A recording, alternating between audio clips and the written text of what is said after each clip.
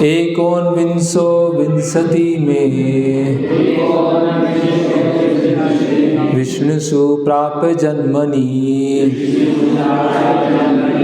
रामकृष्णानि विधिभिवो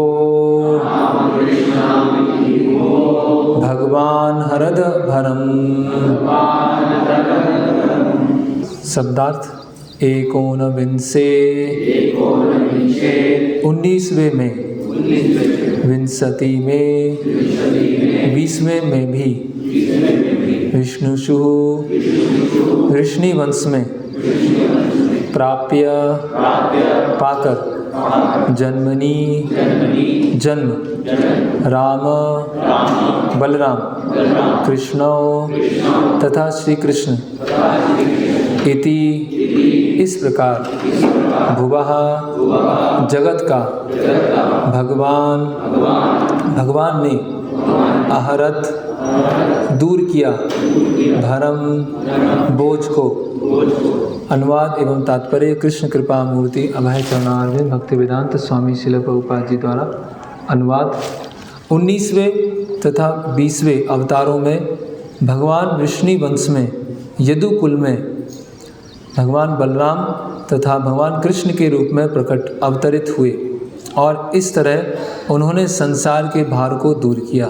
तात्पर्य, इस श्लोक में भगवान शब्द का विशिष्ट उल्लेख यह संकेत है कि बलराम तथा कृष्ण भगवान के आदि रूप हैं। इसकी अधिक व्याख्या आगे की जाएगी। जैसा कि हम इस अध्याय के प्रारंभ में देख चुके हैं, भगवान कृष्ण पुरुष से आए हुए अवतार नहीं हैं, वे साक्षात परमेश्वर हैं और बलराम भगवान के प्रथम पूर्णांश हैं।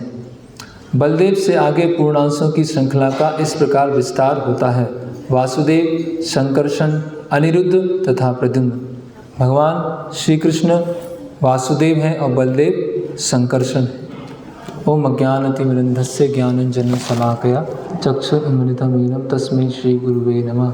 श्री चैतन्य मनोभीष्टं स्थापितं येन भूतले स्वयं रूप कदा मह्यं ददाति स्वापदान्तिकम्। वन्देऽहं श्रीगुरो श्रीयुतपदकमलं श्रीगुरून् वैष्णवांश्च। श्रीरूपं साग्रजातं सहगण रघुनाथान्वितं सजीवं साद्वैतं सावधूतं परिजनसहितं कृष्णचैतन्यदेवं श्रीराधाकृष्णपादान् सहगण ललिता श्रीविशाखान्वितांश्च। नमः ओं विष्णुपादाय कृष्णपृष्ठाय भूतले श्रीमते भक्तिविकास स्वामिति नाम्ने। नमः ओं विष्णुपादाय कृष्णपृष्ठाय भूतले श्रीमते भक्तिवेदांत स्वामिति नाम्ने। नमस्ते सारस्वते देवे गौरवाणी प्रचारणे निर्विशेष शून्यवादी पाश्चात्य देशे तारणे। जय श्री कृष्ण चैतन्य प्रभु नित्यानंद श्री अद्वैत गदाधर शिवासादि गौर भक्तवृंद। हरे कृष्णा कृष्णा कृष्णा हरे हरे, हरे राम राम राम हरे हरे। हरे कृष्णा। तो आज श्री बलराम पूर्णिमा उत्सव है और जैसे कि प्रभुपाद जी यहाँ तात्पर्य में बता रहे हैं कि जो बलराम जी हैं और कृष्ण हैं स्वयं भगवान हैं और यहाँ पर अलग अलग अवतारों के बारे में वर्णन चल रहा है। और यहाँ अलग अलग अवतारों को बताने के पश्चात जो सूत गोस्वामी हैं बताते हैं, एते चांस कला पुंसा कृष्णस्तु भगवान स्वयं इंद्रारी व्याकुलम लोकम मृणयंती युगे युगे। एते चांस कला पुंसा, कि जितने भी मैंने सब कुछ बताया है वो अंश है या कला है। अंश मतलब भगवान का विस्तार है और कला मतलब जो विस्तार का विस्तार है। तो जो भी अभी मैंने बताया है वो अंश और कला है। कृष्णस्तु भगवान स्वयं, और कृष्ण क्या है? स्वयं भगवान। तो भगवान कृष्ण अकेले नहीं है ना। जब जैसे प्रभुपाद जी बताते हैं कि कोई राजा है, अगर हम कहते हैं कि राजा आ रहा है तो राजा अकेले नहीं आएगा, उसके साथ में राजा के बहुत सारे मंत्री होंगे, सैनिक होंगे, नागरिक होंगे, घोड़े होंगे, हाथी होंगे, वो सब साथ में आएंगे, तब वो राजा का एक वैभव दिखाई देगा। उसी तरह से जब भगवान अवतरित होते हैं तो भगवान के अवतरण से पहले भगवान के आने की तैयारी चालू हो जाती है ना। तो एक सामान्य कोई प्रतिष्ठित व्यक्ति है, अगर वो भी कहीं पर आता है तो उससे पहले सब कुछ व्यवस्था हो जाती है, उसके बाद वो व्यक्ति वहाँ पर आता है। तो इसी तरह से श्रीमद् भागवतम के दसम स्कंद के प्रारंभ में आता है कि भूमि देवी जो गाय का रूप लेती है और बहुत दुखी होती हैं कि अलग अलग जो असुर हैं, है ना, जरासंध है, कंस है, दंतवक्र है, ये सब असुरों का उत्पात बहुत अधिक बढ़ गया है। तो भूमि देवी गाय के रूप में वो जाती हैं ब्रह्मा जी के पास प्रार्थना करने के लिए कि जो असुरों का जो भार है, जो पापी जनसंख्या उसका भार है, मैं सहन नहीं कर पा रही हूँ, तो आप कुछ सहायता कीजिए। तो ब्रह्मा जी भूमि देवी को सामने रखते हुए और सारे देवी देवताओं को लेकर क्षीर सागर के पास में पहुँचते हैं।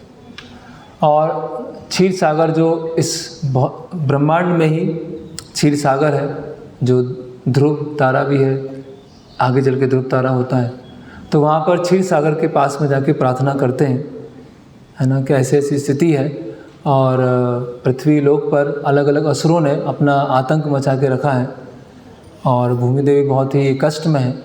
और वहाँ पर प्रार्थनाएं पुरुष सूक्त गाते हैं, सभी देवी देवता मिलके प्रार्थना करते हैं। तो उस प्रार्थना के उत्तर में जो स्वयं नारायण है, भगवान विष्णु है, वो उनको ध्वनि के रूप में बताते हैं, उनको दर्शन नहीं देते हैं, ध्वनि के रूप में बताते हैं कि आप सभी देवी देवता जो हैं यदुवंश में जाके जन्म लीजिए, है ना, यदुवंश में जाकर अपना अंश, है ना, अंश के रूप में ऐसे आप जन्म लीजिए और कुछ समय के पश्चात ही मैं स्वयं और जो संकर्षण है वहाँ पर जन्म लेंगे। तो मैं अपने मूल रूप में आऊँगा, कृष्ण रूप में आऊँगा, और जो संकर्षण है वो बलदेव जी के रूप में आएंगे। तो इसीलिए हम बताएगा एकोन विंसे विंशति में 19वें और 20वें जो विष्णु वंश में, यदु वंश में बलराम जी और भगवान कृष्ण प्रकट होते हैं। तो कृष्ण कौन है? Supreme personality of God head. और प्रभुपाद जी बलराम जी के बारे में बताते हैं कि supreme personality of servitor God head, है ना, कि दोनों भगवान हैं, एक सेवक भगवान है और एक सेव्य भगवान है। तो भगवान जो कृष्ण है वो पूर्ण पुरुषोत्तम भगवान है ना, और बलराम जी क्या है, वो भी पूर्ण पुरुषोत्तम भगवान है लेकिन सेवक के रूप में, है ना। तो भगवान सभी तरह के रोल निभाते हैं, है ना, भगवान सभी तरह की भूमिका निभाते हैं। तो किस तरह से एक आदर्श तरीके से सेवा की जाती है वो भी भगवान अपने ही द्वारा सिखाते हैं। जैसे कि भगवान राम की लीला में भगवान राम, लक्ष्मण, भरत, शत्रुघ्न, वो सब क्या है? विष्णु तत्व हैं, सब विष्णु अवतार है ना। तो उनमें से एक है जो भगवान के रूप में, जो सबसे सेवा ग्रहण कर रहे हैं। एक जो है जो भगवान की स्वयं सेवा कर रहे हैं, लक्ष्मण जी, बलराम जी। एक जो है भगवान के आदेश का पालन कर रहे हैं, भरत जी। और एक जो है जो भक्तों की सेवा कर रहे हैं। तो भगवान विष्णु स्वयं हैं, चारों विष्णु तत्व हैं, लेकिन चारों विष्णु तत्व क्या है? अलग अलग स्थिति में रखते हुए अलग अलग शिक्षा दे रहे हैं। एक पूरी भगवत्ता को दिखा रहे हैं, एक भगवान की सेवा कैसे की जाती है, एक भगवान के आदेशों का पालन कैसे किया जाता है, और एक भगवान के भक्तों की कैसे सेवा की जाती है। तो इसी तरह से जो बलराम जी हैं वो भगवान कृष्ण की सेवा से पूरी तरह से ओतप्रोत है ना। भगवान की सेवा के लिए जो भी वस्तुओं की आवश्यकता है, जो भी पैराफर्नेलिया सामग्री की आवश्यकता है, भगवान बलराम जी उसका विस्तार करते हैं, है ना। जैसे भगवान सैया है तो भगवान विष्णु की सैया है, सैया पर लेटे हैं, वो सैया पंखे की तरह भी काम करती है, वो छत्र की तरह भी काम करती है ना। और जब जब भगवान अवतार लेते हैं, अपने मूल रूप में आते हैं, तो जो संकर्षण है बलराम जी भी साथ साथ में आते हैं। तो हम बलराम जी की कुछ लीलाओं के बारे में चर्चा करेंगे। जैसे कि भगवद गीता में बताया है, जन्म कर्म चा मे दिव्यम एवं वेति तत्वतः त्यक्त्या देहम पुनर्जन्म नेति मामेति सर्व। तो जिस तरह से भगवान कृष्ण के जन्म और कर्म जो दिव्य हैं, उसी तरह से भगवान के जो भी अवतार हैं, भगवान के जो अंश हैं, विष्णु तत्व हैं, उन सब के जो जन्म है और जो कर्म है वो दिव्य है ना। तो बलराम जी अलग अलग समय पर अलग अलग उनका मूड है ना। कभी वो सेवक की तरह हैं, कभी वो भगवान को डांट रहे हैं, कभी वारुणी पी रहे हैं, वारुणी पीकर नशे में हैं, और कभी दुर्योधन को फेवर कर रहे हैं, कभी ऐसा लग रहा है कि पांडवों के विपक्ष में है ना, कभी भगवान के प्रति पूरा सरेंडर है, शरणागत है। तो बलराम जी को समझना इतना आसान नहीं है ना। इसीलिए हमें जो श्रील प्रभुपाद हैं या पूर्ववर्ती आचार्य हैं, उनका जो टीकाएँ हैं, उनकी जो तात्पर्य है, उसके आधार पर हम बलराम जी को समझ सकते हैं, है ना। तो कुछ लोग कहते हैं कि बलराम जी बारूणी पीते हैं और बारूणी पीकर फिर वो नशे में चले जाते हैं। जैसे आज भी बारूणी बन रही है, लेकिन नशे में नहीं जाएंगे सब। तो उसको कई क्रिश्चियन मिशनरी हैं, वो ऐसे कुछ पैम्पलेट छपवाते हैं और बोलते हैं कि देखो आपके जो भगवान हैं बलराम जी, वो शराब पीते हैं, है ना। ऐसे भगवान की आप लोग पूजा कर रहे हैं, है ना। ऐसे ये थोड़ी भगवान है ना। तो वो भगवान की जो दिव्यता है, जन्म कर्म चा में दिव्यम, उस दिव्यता को वो समझ नहीं पा रहे। वो अपने एक छोटे से दृष्टिकोण से, अपने छोटे से एक लेंस से भगवान को नापने का प्रयास कर रहे हैं। तो भगवान जो शराब बनाई है, वो किसने बनाई है? वो भगवान ने बनाई है ना। उसमें जो टेस्ट है वो किसने डाला है? वो भगवान ने डाला है। और भगवान उसको पी भी सकते हैं। अब जैसे एक साधारण व्यक्ति भ्रमित हो जाता है, भगवान उसको पीने के बाद भ्रमित नहीं होंगे, है ना। भगवान ऐसा नहीं कि पीने के बाद नशे में आ गए और प्रकृति के 3 गुणों से प्रभावित हो गए, ऐसा नहीं होगा। भगवान उस समय भी क्या होंगे? दिव्य स्थिति पर होंगे, है ना। तो इसीलिए भगवान की जो कई लीलाएं हैं, उसका हम नकल नहीं कर सकते हैं, है ना। उसको हम इमिटेट नहीं कर सकते हैं। तो बलराम जी वारुणी पीकर भी बलराम जी, है ना, वो तभी दिव्य अवस्था में, जैसे कि नित्यानंद प्रभु के बारे में आता है। नित्यानंद प्रभु स्वयं जो बलराम जी हैं, है ना। नित्यानंद प्रभु अगर शराब खाने में भी जाते हैं, है ना। नित्यानंद अगर सुर गाड़ी जाए तब तो सही और नित्यानंद राय, कि अगर वो सुर बाड़ी जाए, सुर बाड़ी मतलब अगर शराब खाने में भी जाते हैं, तो शराब खाने के में जाने के बाद भी नित्यानंद प्रभु क्या है? नित्यानंद प्रभु ही है, और कोई दूसरे नहीं है। वो ऐसे लोगों के बीच में जाके भी उनको कृष्ण भक्ति प्रदान करके वहाँ से निकाल सकते हैं। तो इसी तरह से बलराम जी की भी जो ऐसी लीलाएं हैं, है ना, वो भी बहुत ही अद्भुत है। और जैसे कि हमने सुबह के प्रवचन में सुना कि बलराम जी क्या है? गुरु तत्व, है ना, भारी, है ना। बलराम जी जो गुरु के रूप में आते हैं, तो भगवान कृष्ण के आने से पहले बलराम जी सारी तैयारी करते हैं। बलराम जी देवकी माता के गर्भ में आते हैं, और देवकी माता के गर्भ को, देवकी माता स्वयं कौन है? भक्ति देवी, है ना। ऐसा वर्णन आता है कि जो कंस, है ना, जब वसुदेव और जो देवी की उनका विवाह होता है, तो उनको बहुत ही आदर और सम्मान के साथ, बहुत ही प्रसन्नता के साथ उनको रथ में ले जा रहा होता है। और जब रथ में सम्मान के साथ ले जा रहा होता है, तो देवी देवता वहाँ से आकाशवाणी करते। देवी देवता सोचते हैं कि अगर ये कंस ऐसे ही अच्छा व्यवहार रखेगा, तो भगवान का आना और विलम्ब हो जाएगा। तो ऐसा कुछ कार्य किया जाए जिससे कंस की क्रूरता है वो और बढ़ जाए। तो देवी देवता आते हैं और देवी देवता बोलते हैं कि अष्टो गर्भ, जो 8वां गर्भ है, वो ये नहीं बताते हैं कि 8वां पुत्र है या 8वां पुत्री है। जो 8वां गर्भ है वो तुम्हारे मृत्यु का कारण बनेगा। तो जो कंस होता है, उसका जैसे ही वो आकाशवाणी सुनता है, तो उसके हृदय में जो भी वहाँ प्रेम था वो सब चला जाता है। और क्या होता है कि तुरंत वो अपने बाएं हाथ से जो देवकी हैं उनके बाल पकड़ता है और दाएं हाथ से तलवार निकालता है मारने के लिए, है ना। और मारने का पूरा तैयारी कर लेता है।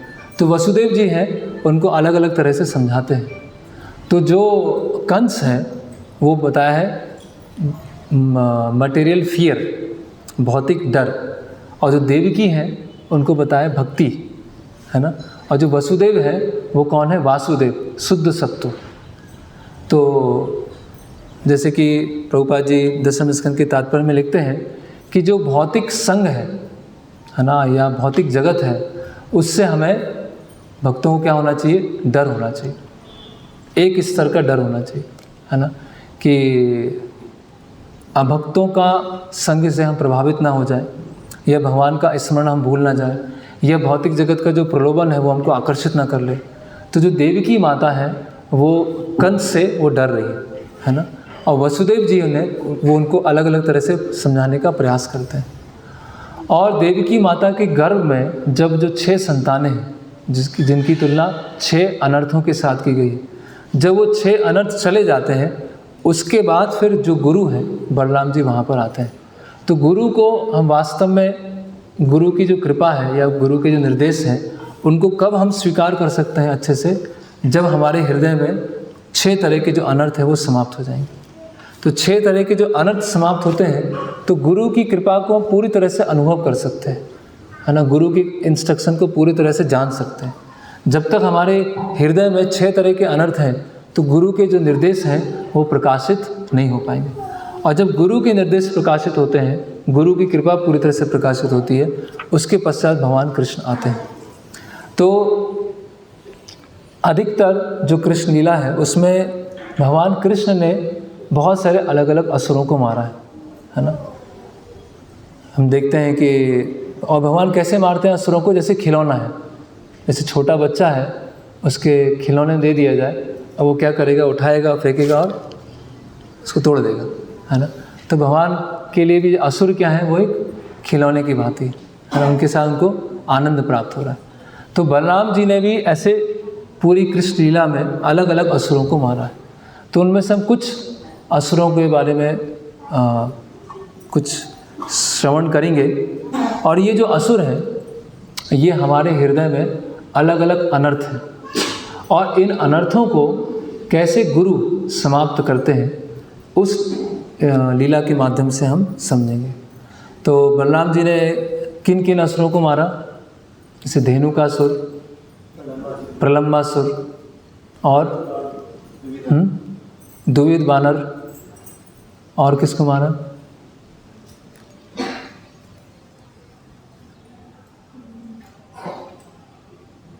और बलराम जी का आता है कि पूरे हस्तिनापुर को उन्होंने अपने हल से उठा लिया, और पूरे हस्तिनापुर को कहाँ डुबाने वाले थे?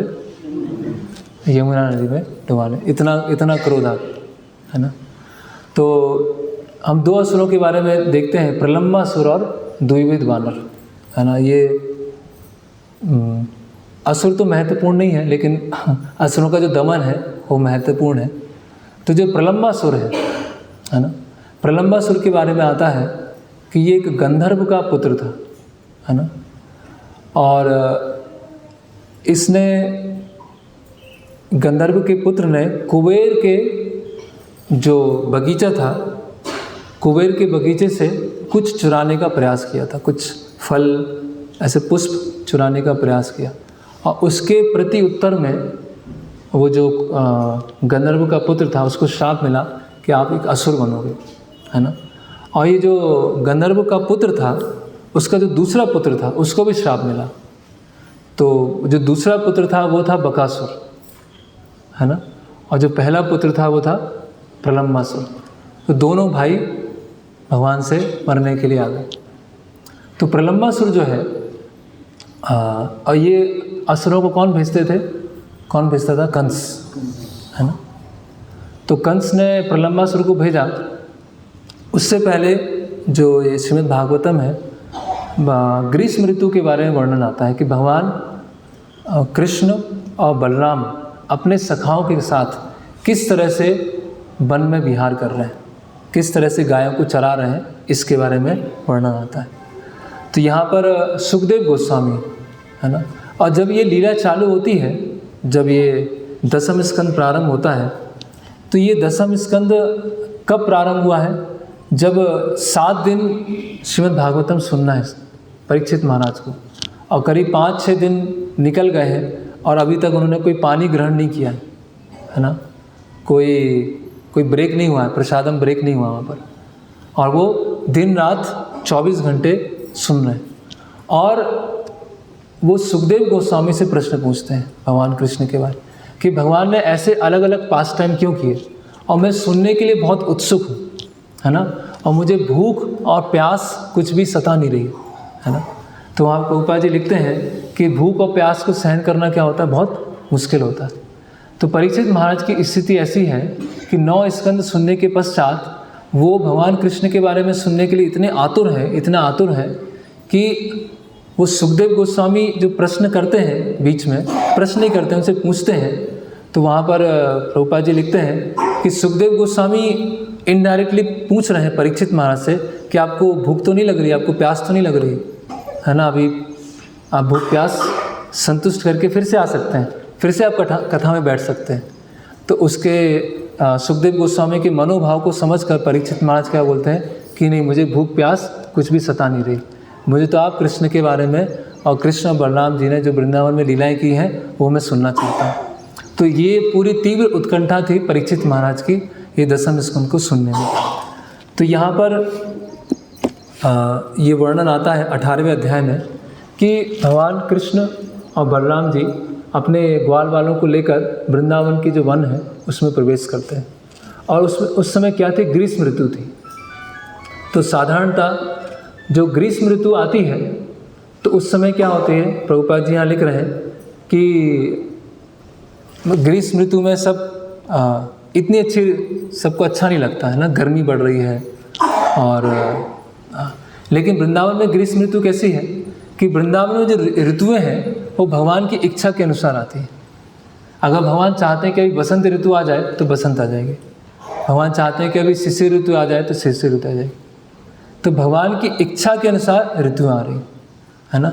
वहाँ ग्रीष्म ऋतु में ऐसा नहीं है, जैसे बताया गया कि न तद भासते सूर्यो न शशांको न पावका यद गत्वा न निवर्तन्ते तद धामम परम, कि ऐसा धाम है जहाँ पे सूर्य की आवश्यकता नहीं है, जहाँ पे चंद्रमा की आवश्यकता नहीं, अग्नि की आवश्यकता नहीं है, और एक बार वहाँ जाने के पश्चात जो जीव है वापस नहीं आता।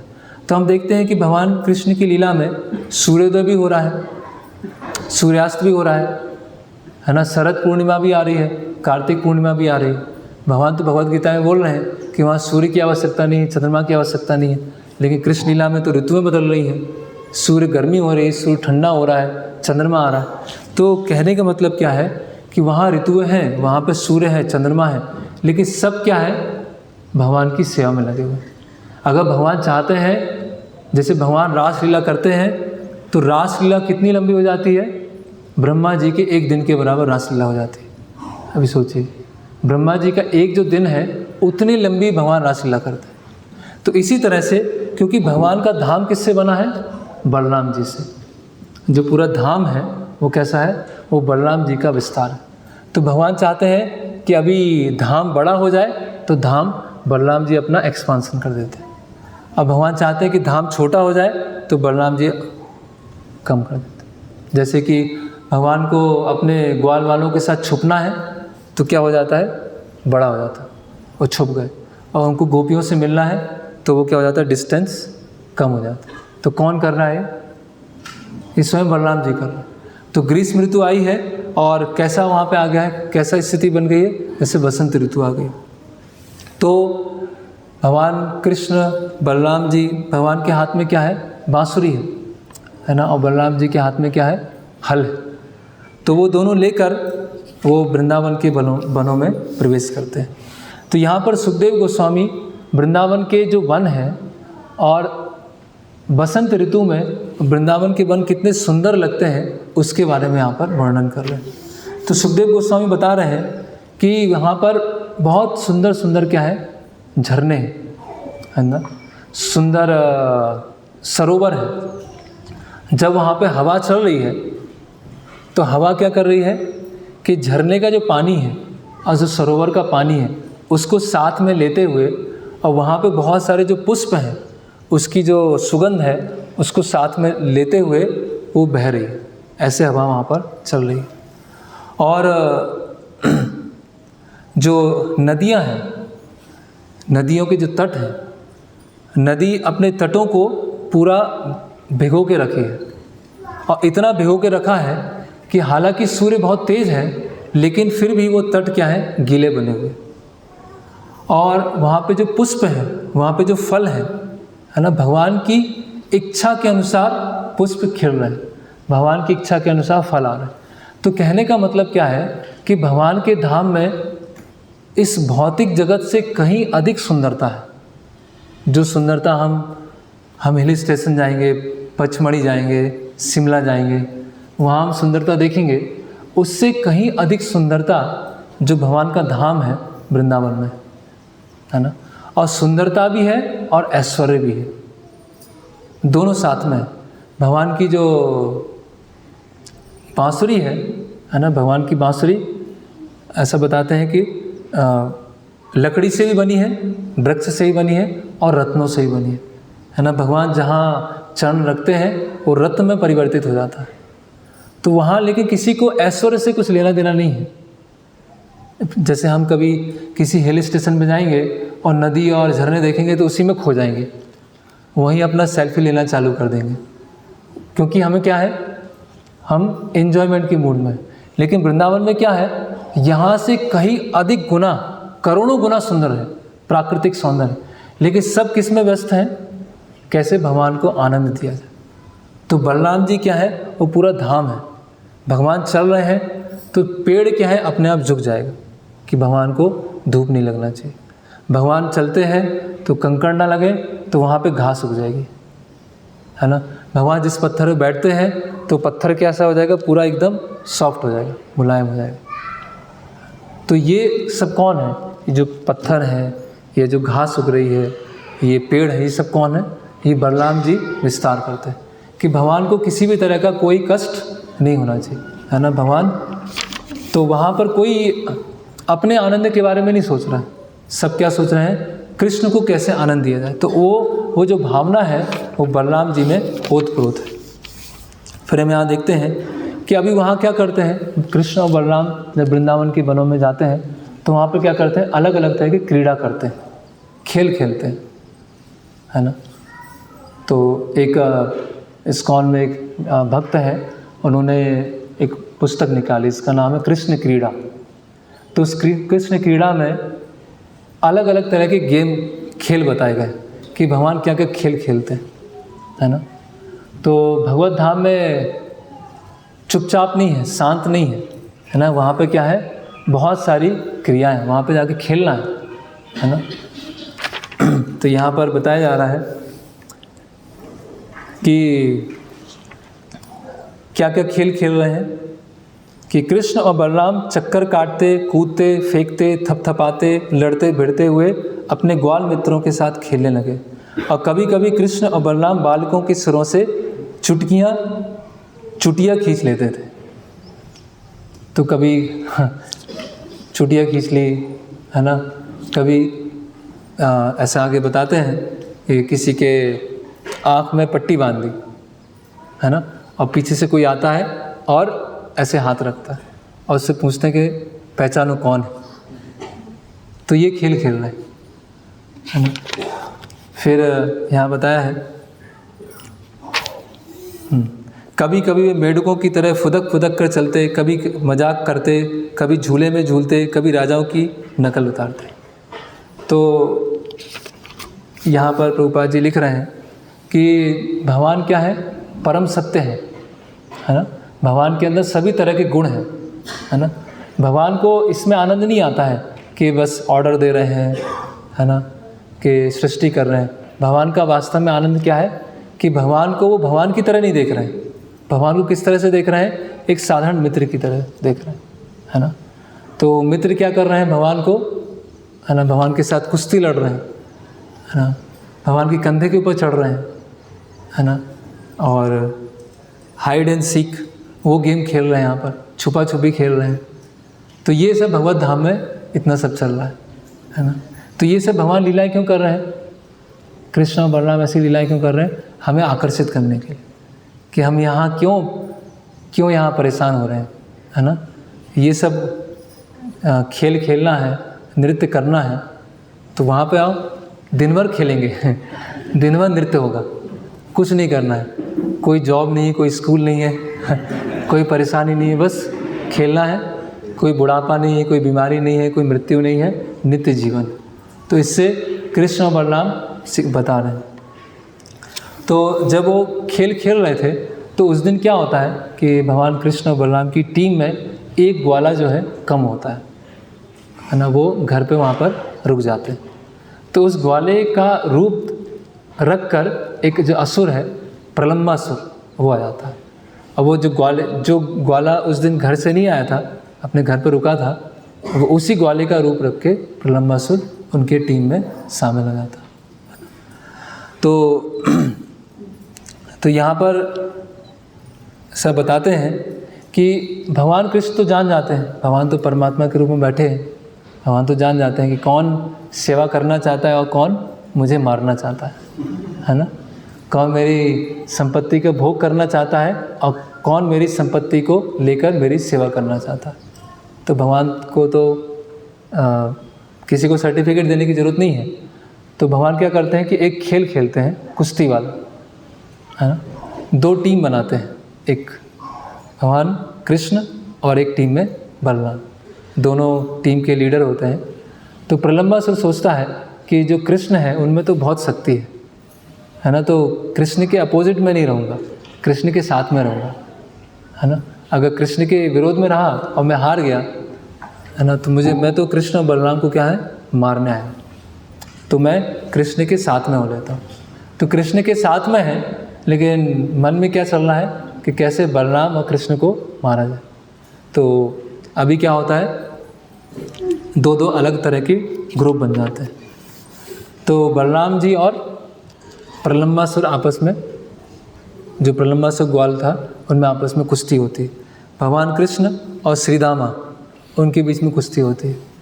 तो भगवान जो होते हैं श्रीदामा से हार जाते हैं, है ना, सॉरी, श्रीदामा वहाँ जीत जाते हैं और कृष्ण क्या होते हैं, श्रीदामा को अपने कंधे पर बैठा के घुमाने ले जाते हैं। फिर यहाँ पर बलराम जी और प्रलंबासुर के बीच में कुश्ती चल रही थी। तो उसमें क्या होता है, बलराम जी जीत जाते हैं। उसमें शर्त क्या थी, जो जीतेगा वो दूसरे के कंधे पे बैठेगा, है ना। तो प्रलंबासुर हार जाता है। तो प्रलंबासुर क्या करता है, बलराम जी को अपने कंधे पे बैठा लेता है। और कंधे पे बैठाने के बाद वो उसको ले जाना होता है अलग अलग दिशा में।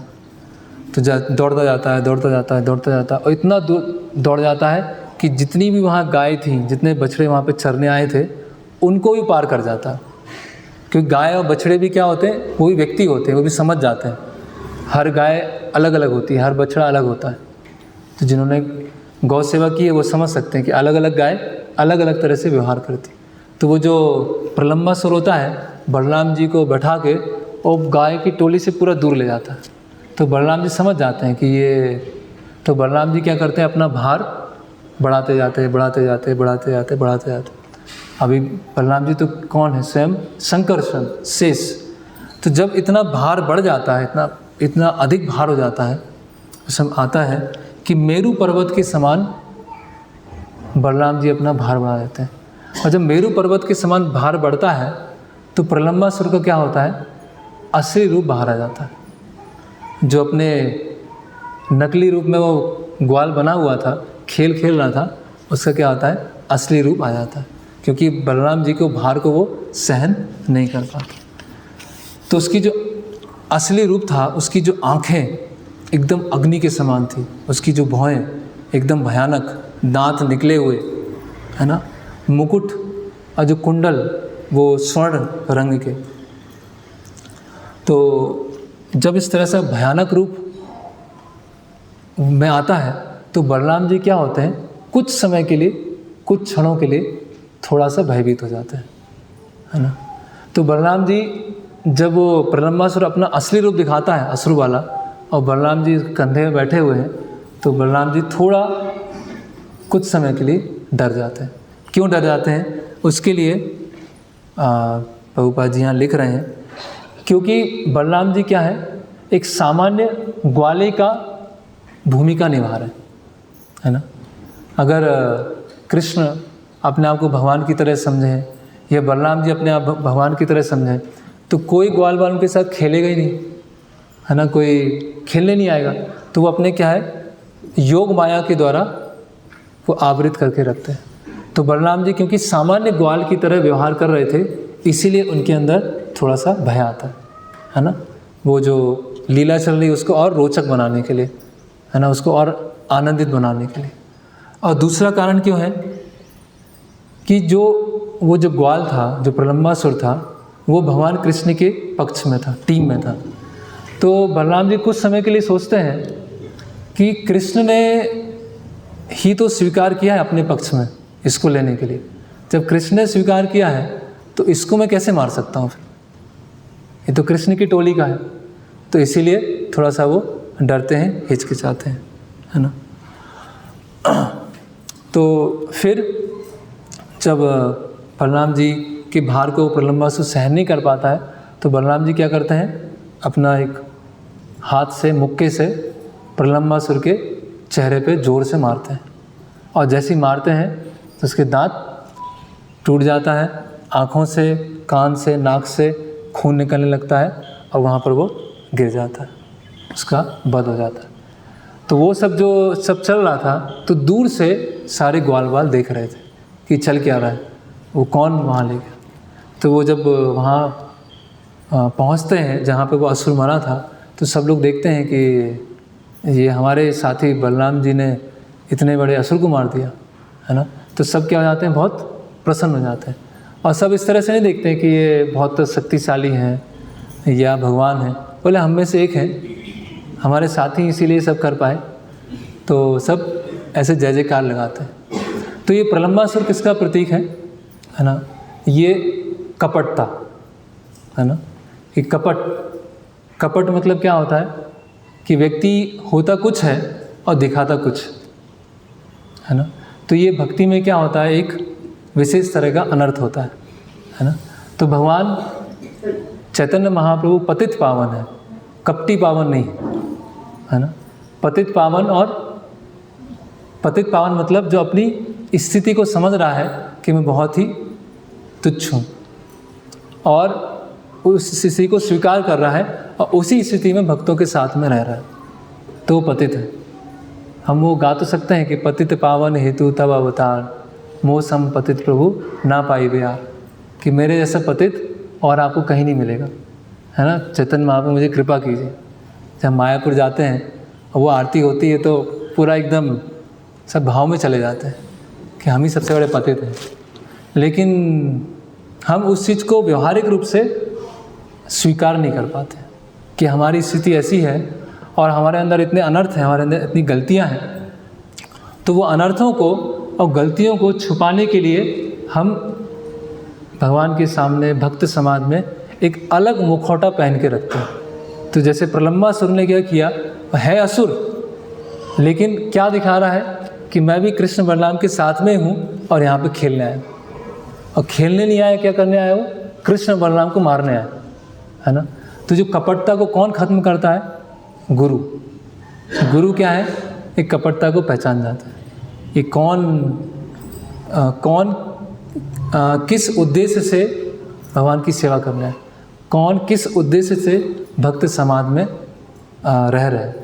तो ये जो अवगुण है ये बहुत ही इसीलिए हमें अपनी वास्तविकता को समझना चाहिए, है ना।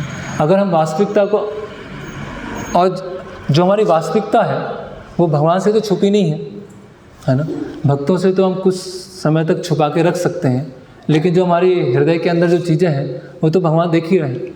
तो अगर भक्तों के सामने भी उस तरह से ही अगर हम व्यवहार करें, उस स्थिति को मान के चलें, और वो स्थिति कब पता चलती है, जब हमारा असम्मान होता है, जब हमारा अपमान होता है ना। तो ऐसी स्थिति में जब हम समझ रहे हैं कि मैं पतित हूँ, मैं तो तुच्छ हूँ, अगर किसी ने मेरा सम्मान नहीं किया है, किसी ने मेरा अपमान किया है, तो मैं तो इसी योग्य हूँ, मैं तो, है ना, मेरे अंदर इतने अनर्थ हैं तो जो मेरा असम्मान किया गया है, मेरा जो अपमान किया गया है, वो तो बहुत ही टोकन में किया गया है, उसका पूरा बहुत सारा करने की आवश्यकता है, तो उससे हम विचलित नहीं होंगे। लेकिन अगर अपने आप को हम महत्वपूर्ण समझ रहे हैं, हम समझ रहे हैं कि हम तो बहुत उन्नत भक्त हैं, उच्च स्तर के भक्त हैं, और किसी ने कुछ बोल दिया या किसी ने कुछ भी, बहुत सारी अलग अलग चीज़ अगर होती हैं, और तो फिर हम अपनी पतित अवस्था को केवल शब्दों में ही स्वीकार कर रहे हैं, व्यवहार में स्वीकार नहीं कर पा रहे हैं, है ना। तो फिर क्या होगा, वो जो हमारा ऐसा व्यवहार है, जो दोहरा व्यवहार है, जो प्रलंबासुर का था, उस व्यवहार को कौन दूर करेंगे? उस व्यवहार को गुरु जो है उसका पर्दाफाश कर देंगे, है ना। तो बलराम जी ने तो क्या किया, एक मुक्का मारा और वो ख़त्म हो गया। बलराम जी की भार से उसका असली रूप बाहर आ गया, है ना। तो इसी तरह से भगवान भी हमें ऐसी सिचुएशन में ला देते हैं, ऐसी परिस्थिति में ला देते हैं कि हमारा जो असली रूप है वो बाहर आ जाता है। ऐसा होगा, चाहे वो बाहर के समाज में हो, भक्तों के समाज में हो, तो भगवान हमें अपनी वास्तविकता दिखा देंगे कि हम कौन सी स्थिति में, और वो अच्छा है हमारे लिए, वो हमारा ट्रीटमेंट है, वो हमारा इलाज है ना। तो उस समय घबराना नहीं है। अच्छा, अगर ऐसी परिस्थिति आती हैं और अच्छा सब अनर्थ पता चल गया, भगवान को पता ही है। तो इस तरह से गुरु जो है, और अभी ये ट्रीटमेंट नहीं होगा कि गुरु एक मुक्का मारेंगे अभी ट्रीटमेंट अलग तरह होगा, जैसे नित्यानंद प्रभु ने किया। नित्यानंद प्रभु ने कैसे किया? जगाई मधाई का किया, है ना। बलराम जी क्या है, जैसे रोमहर्षण सुत, तो रोमहर्षण सुत जो है वो प्रवचन दे रहे थे, तो बलराम जी वहाँ पर आते हैं, और रोमहर्षण सुत क्या है, उनके अंदर थोड़ा सा अभिमान आ गया, है ना। तो वहाँ जितने भी अलग अलग सुनने वाले कुछ ऋषि थे वो खड़े हो जाते हैं, अरे बलराम जी आए, प्रणाम करते। और रोमहर्षण सुत क्या है, वहाँ से खड़े नहीं होते, है ना। तो बलराम जी क्या करते हैं, एक तिनका लेते हैं घास का, और उस तिनके से रोमहर्षण सुत को उसको मार देते हैं, है ना। तो बलराम जी क्या है, लेकिन जब वो नित्यानंद प्रभु के रूप में आते हैं तो बलराम जी भी कृपा दिखा रहे हैं, वो एक अलग तरह से कृपा है। लेकिन कलयुग में सब जीव ऐसे हैं कि सबको ही मारना पड़ेगा, इसीलिए वो मारने का तरीका क्या है, थोड़ा सा अलग है, अनर्थों को ख़त्म करते हैं। तो उसी तरह से जो गुरु हैं वो भी अनर्थों को, जो कपटता है उसको ख़त्म करते हैं। और दूसरे असुर के बारे में और हम देख लेते हैं। दूसरा असुर है द्विविध वानर, है ना। तो जो द्विविध वानर है वो कौन है, ये भी त्रेता युग से है, भगवान राम के समय से। तो उस समय भी ऐसा होता है कि भगवान राम अपने 3 विस्तार के साथ में आते हैं और देवी देवताओं को आदेश देते हैं कि आप वानरों के रूप में आइए, किष्किंधा में जाइए, वानरों के रूप में रहिए, और जब मैं आऊँगा आप मेरी सहायता कीजिएगा। इस तरह से भगवान बताते हैं। तो जो द्विविध है वो कौन है, अश्विनी कुमार। अश्विनी कुमार कौन है, देवताओं के कौन है, वैद्य, फिजिशियन, है ना। तो अश्विनी कुमार के 2 पुत्र हैं, मैंद और द्विविध। ये 2 भाई हैं, मैंद और द्विविध। और मैंद और द्विविध ने भगवान राम की जो पूरा कार्य था, लंका में जाना, लंका में असुरों को मारना, उसमें उन्होंने बहुत महत्वपूर्ण भूमिका निभाई थी, मैंद और द्विविध ने। तो भगवान राम जब अपने धाम साकेत चले जाते हैं तो जो द्विविध है उसका संग क्या हो जाता है, खराब हो जाता है, वो बैड एसोसिएशन में चला जाता है। भगवान राम के, और क्यों जाता है उसमें भी यहाँ पर जीव गोस्वामी बता रहे हैं कि द्विविध ने भगवान राम के प्रति तो सम्मान पूरा रखा, लेकिन लक्ष्मण जी का और बाकी जो और भक्त थे उनका उसने क्या किया, असम्मान किया। तो लक्ष्मण जी के प्रति अपराध किया और अन्य जो भक्त थे भगवान राम के उनके प्रति अपराध किया, तो उसकी वजह से वो गलत संग में चला गया, है ना। तो भगवान के प्रति सम्मान है, लेकिन भगवान के जो श्रेष्ठ भक्त हैं लक्ष्मण जी हैं, है ना। और फिर लक्ष्मण जी ही बलराम जी के रूप में आते हैं, और अन्य भक्त हैं उनके प्रति द्विविद ने क्या किया, अपराध किया। इसकी वजह से वो गलत संग में चला गया और उसकी कंपनी किसकी कंपनी हो गई, पौंड्रक, नरकासुर, ऐसी कंपनी में वो चला गया। नरकासुर को किसने मारा, भगवान ने मारा, भगवान कृष्ण ने मारा। पौंड्रक का वध भी भगवान ने किया। अभी ये द्विविधि बचा था, इसका वध करना था। तो जब नरकासुर को मार दिया भगवान कृष्ण ने, तो अपना जो दोस्त, उसका मित्र मर गया, तो उसे बहुत गुस्सा आ गया, है ना, ये कैसे मेरे मित्र को मार दिया। तो जो उसके अंदर शक्ति थी, जो उसने भगवान राम की सेवा की थी और कई असुरों को मारा था, अभी उसी शक्ति का द्विविद क्या करने लगा, दुरुपयोग करना चालू कर दिया। और उसके अंदर इतना आक्रोश आ गया कि यहाँ पर आता है कि जहाँ पर यादवों का, यदुवंश का राज्य था, उसके पास में एक पर्वत था जिसका नाम था आनर्त प्रदेश था। उस आनर्त प्रदेश में बलराम जी रहते थे और वो द्विविद वानर उस आनर्त प्रदेश में गया और वहाँ के गांव, वहाँ के कस्बे, वहाँ के पेड़, वहाँ के सरोवर और सबको तहस नहस करना चालू कर दिया, है ना।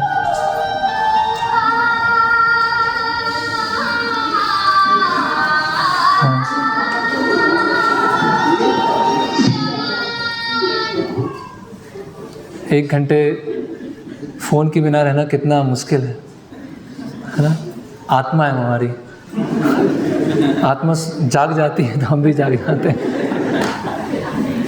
बहुत मुश्किल है फ़ोन के बिना।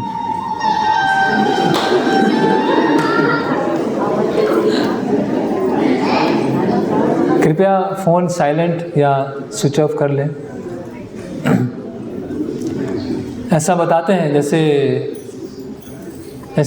जब हम भगवान की वर्शिप करते हैं, डीटी वर्शिप करते हैं, है ना, जैसे भगवान की पूजा करते हैं, अगरबत्ती करते हैं, दिया करते हैं, पुष्प करते हैं, तो पुजारी जब करता है तो बीच में कहीं जाता नहीं है ना, कि उसने अगरबत्ती दिखाया, फिर घूम के आ गया, फिर वापस आया, फिर दिया दिखाया, फिर फ़ोन में बात कर ली, फिर जल दिखाया, फिर किसी से बात कर ली, फिर रुमाल दिखाया। अगर आरती चालू हुई है तो जब तक पूरी नहीं होगी तब तक वो चलती रहेगी। तो उसी तरह से श्रवण होता है। श्रवण जब चालू हुआ है और जब से प्रारंभ होगा और जब तक होगा तब तक श्रवण क्या है, लगातार चलता रहेगा। उसमें बीच में फ़ोन में बात करना, बीच में उठना, है ना, कुछ एक्टिविटी करना, उसी तरह से जैसे भगवान की सेवा है तो पुजारी शंख बजेगा और शंख सबसे लास्ट में बजेगा, उसके बीच में पुजारी कहीं नहीं जाएगा। तो उसी तरह से जब हम प्रवचन में बैठे हैं तो जब बैठे हैं और जब प्रवचन पूरा होगा तब तक मतलब बैठे हैं, कहीं नहीं जाएंगे। कैसी भी परिस्थिति आ जाए, उठ के या फ़ोन पे कैसी भी इमरजेंसी आ जाए, उसको पहले से हमें निपटा के रख लेना है या प्रवचन के बाद जो है वो करना है। बीच में कोई एक्टिविटी नहीं होना चाहिए। नहीं तो वो क्या है, जो भागवतम है या भगवत गीता है उसका अपमान है। ऐसा नहीं कि वो प्रवक्ता का अपमान है, वो भागवतम का है, क्योंकि भागवतम के बारे में और भगवत गीता के बारे में चर्चा चल रही है। तो वो इसी तरह से जैसे पुजारी छोड़ के गया तो भगवान के विग्रह हैं उनके प्रति अपमान है, वो बीच में उठ के नहीं जा सकता। उसी तरह भगवान की जो कथा है भगवान के प्रति अपमान, तो इसका विशेष ध्यान रखें। तो फिर जो द्विविद वानर था वो फिर जाता है अनार्त प्रदेश में और वहाँ पे बलराम जी हैं। बलराम जी की कुछ वहाँ पे पत्नियाँ होती हैं, उनके साथ वो एक सरोवर में होते हैं और द्विविद वानर वहाँ पे आ जाता है ना। और वहाँ भी आके क्या करता है कि ऐसे अब वानर है, वानर मतलब क्या है, चंचल स्वभाव। तो वो एक शाखा पे कूद रहा है, फिर दूसरे पे जा रहा है, फिर तीसरे पे जा रहा है और पेड़ जोर जोर से हिला रहा है। तो जो बलराम जी के साथ की पत्नियाँ होती हैं वो हंसने लगती हैं जोर जोर से। तो जो हंसने लगती हैं तो जो द्विविद वानर है उसका गुस्सा और बढ़ जाता है कि मेरे पे कैसे हंस रहे हैं, है ना। और फिर क्या करता है कि वहाँ का एक पेड़ उखाड़ता है और पेड़ उखाड़ के बलराम जी पे आक्रमण करता है ना। पहले तो क्या करता है, उससे पहले बलराम जी के पास में आता है और उनकी जो पत्नी है उनके पास में आता है और अजीब अजीब से चेहरे बनाता है, जीभ निकालता है इसमें बताया है, कहीं पूँछ हिलाता है, ऐसे अजीब अजीब से कुछ आकृति बनाता है, उनको डिस्टर्ब करने का प्रयास करता है। अब बंदर है तो बंदर की तरीके से करेगा वो। तो बलराम जी और जो पत्नियाँ होती है वो ध्यान नहीं देते, है ना। तो उसके बाद कोई पेड़ उखाड़ के लेके आ जाता है, तो बलराम जी के हाथ में क्या होता है, हल होता है और गदा भी होती है। तो गदा और यहाँ पेड़ और दोनों युद्ध चालू हो जाता है। तो एक पेड़ जो होता है वो टूट गया, वो फिर दूसरा पेड़ लेके आता है, वो भी टूट गया। तो वहाँ जितने भी अनार्थ प्रदेश में जितने भी पेड़ थे सबको उखाड़ लिया उसने, और सब बलराम जी ने सब तोड़ दिए, सारे पेड़ ख़त्म हो गए। तो अभी कुछ पेड़ बचे ही नहीं, कुछ हरियाली नहीं बची। तो क्या किया उसने, पत्थर उठा ली, चट्टान उठा ली, और चट्टान उठाने के बाद फिर बलराम जी पर प्रहार करना चालू। और बलराम जी क्या हैं, बहुत शक्तिशाली हैं। तो वो अपने वो पत्थर इसमें बताते हैं कि जैसे बलराम जी अपने सखाओं के साथ, वो एक होता है ना, क्या बोलते हैं उसे, गिप्पी गेंद कि वो होती है, उसको मारते हैं। तो जैसे वो द्विविध वानर है, वो पहाड़ लिया है और बलराम जी को मार रहा है, और बलराम जी अपना हाथ ऐसे करते हैं और पहाड़ वो टूट जाता है।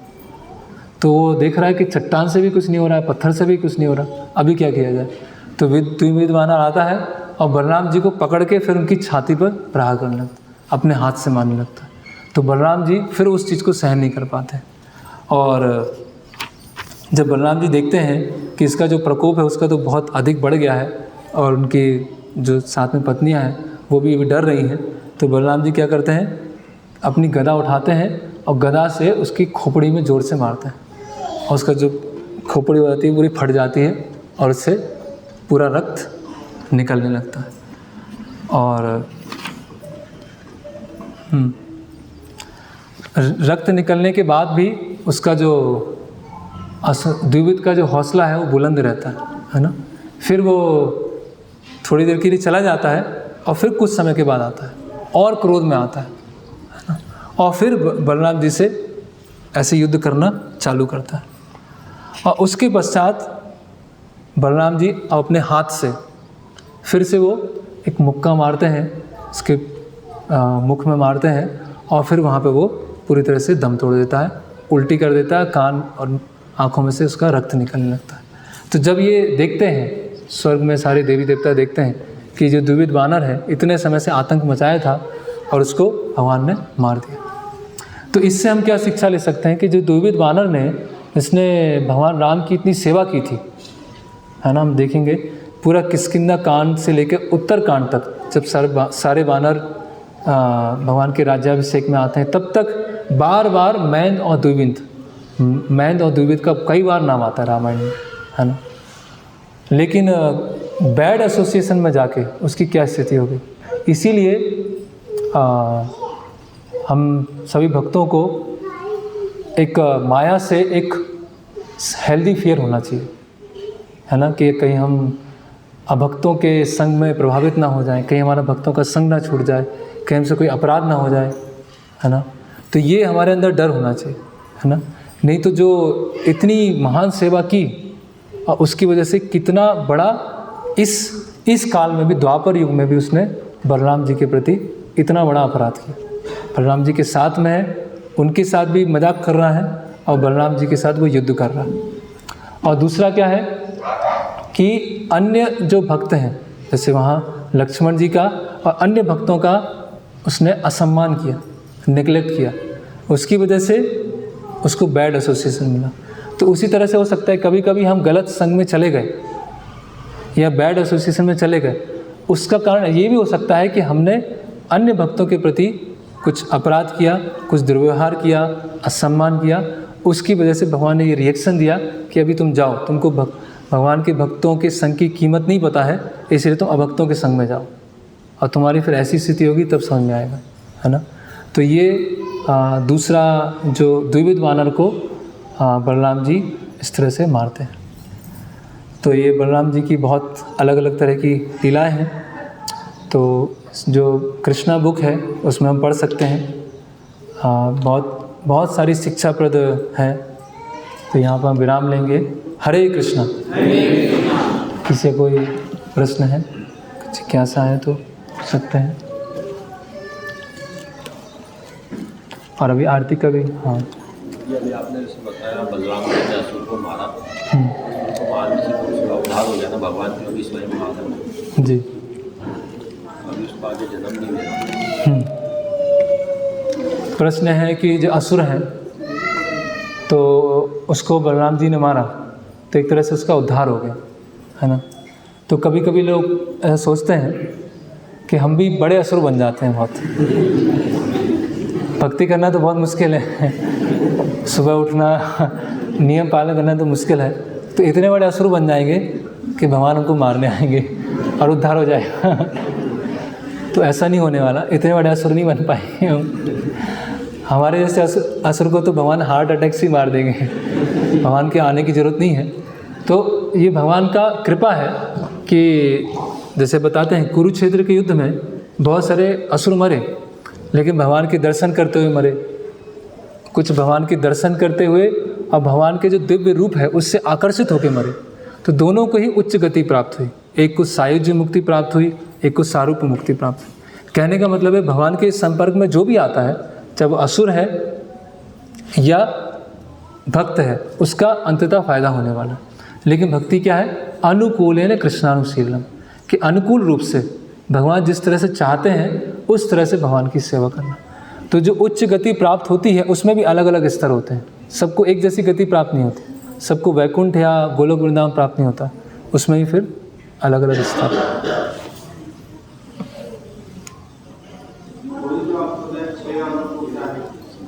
हाँ, 6 गुण। हाँ, काम, क्रोध, लोभ, मद, मत्सर्य, ऐसा। हरे कृष्णा। श्रील प्रभुपाद की जय। श्री बलराम पूर्णिमा महोत्सव की, श्रीमद् भागवतम की जय। निताय गौर प्रेमानंदे। हरि हरि।